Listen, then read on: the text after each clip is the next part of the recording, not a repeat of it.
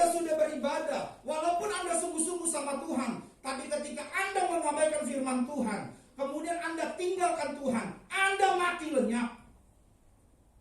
Mati lenyap ini berarti tidak masuk ke dalam kerajaan sorga. Seperti Lukas berkata demikian Bapak Ibu, bahwa benih itu adalah firman Tuhan. Saya sebagai seorang hamba Tuhan sedang menaburkan benih firman Tuhan kepada Anda sekalian. Tetapi yang dengar firman Tuhan ini ada 4 ciri berdasarkan Lukas pasal yang ke-8 dan Markus pasal 4. Ini ada hampir sama ceritanya. Ditabur di 4 tempat, ya, ada 4 tempat di sini. Yang pertama dikatakan di pinggir jalan. Benih itu ditabur di pinggir jalan. Kemudian apa? Datanglah iblis, lalu mengambil firman itu dari dalam hati mereka. Mereka nggak kemudian percaya dan diselamatkan. Berapa minggu yang lalu saya agak sedikit marah di salah satu cabang gereja kita, ya, karena kan si WL mari sembah Tuhan, haleluya, begitu. Saya duduk di situ itu disediakan pembicara di sebelah sini gitu lah ya, kira-kira sofa begitu ya. Tapi ada 3 anak cewek gadis, cewek anak muda ya, SMA begitu Bang. Si WL-nya mari sungguh-sungguh, udah berbahasa, udah menyembah, masuk dalam hadiratnya. Mereka masih cengengis begitu ya. Lihat handphone apa. Saya mikirkan begini, saya nggak menghakimi, tapi pasti paling juga melihat reel. Tahu reel ya?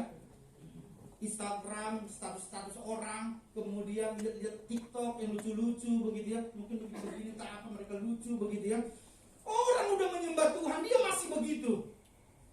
Apa yang dia dapat? Apa yang dia dapat dari ibadah?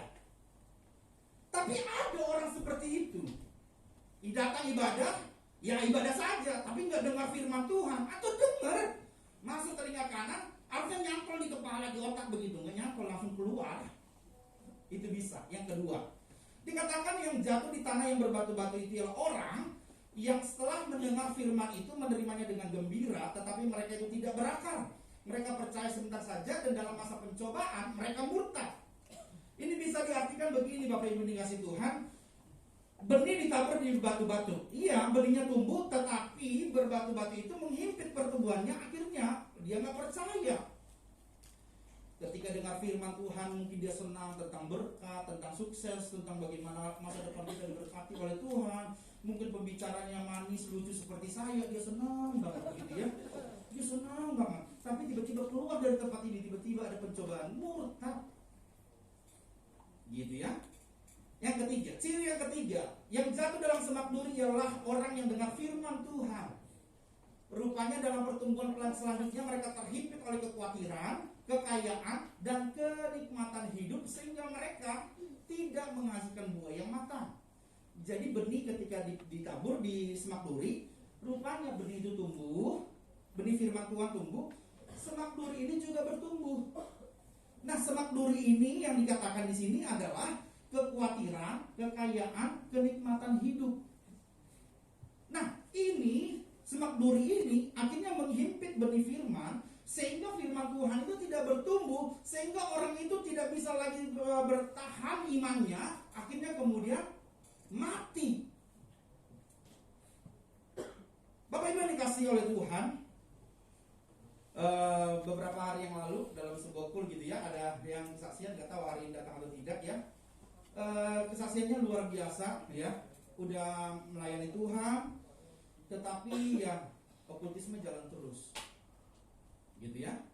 Saya saat ini nanti kemungkinan besar ya ini akan ketemu lagi. Kemarin saya ketemu di CP di Central Park. Nah besok juga akan ketemu lagi. Hari ini nanti siang mungkin langsung di Pikmo begitu ya. Dia ngajak ke sana. Sebenarnya saya diajak ke Gelora Bung Karno karena ada pameran mobil. Ya, dia orang yang sangat kaya gitu ya. Umur 29 sudah menjadi orang yang sangat kaya. Umur 30-an mobilnya dia udah 130. Ya, rupanya pemain tambang. Gitu ya, 100 truk, 30 mobil pribadi. Nah, kemudian singkat cerita karena Covid semuanya itunya habis begitu ya, habis. Masalahnya makin banyak, adiknya hampir mati karena gagal ginjal. Bapaknya kanker 2 bulan yang lalu meninggal, tetapi sebelum meninggal kami ketemu di Penang begitu ya. Di Penang saya khotbah, kemudian setelah itu dia dibaptis. setelah dibaptis, kemudian gak lama meninggal. Puji Tuhannya adalah mereka tidak tinggalkan Tuhan. Tetapi karena masalah yang sangat banyak itu, sekarang mobilnya cuma 6 begitu ya. Orang ini tinggal 6. Di CP itu ada apartemennya 3 di situ. Di tengah-tengah masalah yang sangat besar itu, dari apartemen lantai 27 dia hampir bunuh diri. 2 kali dia mencoba ingin bunuh diri. Padahal orang kaya. Karena kekayaannya dia itu, dia merasa I have everything. Saya punya segalanya. Gak butuh Tuhan, dia selingkuh, dia tinggalkan Tuhan, akhirnya dia hancur sama Tuhan.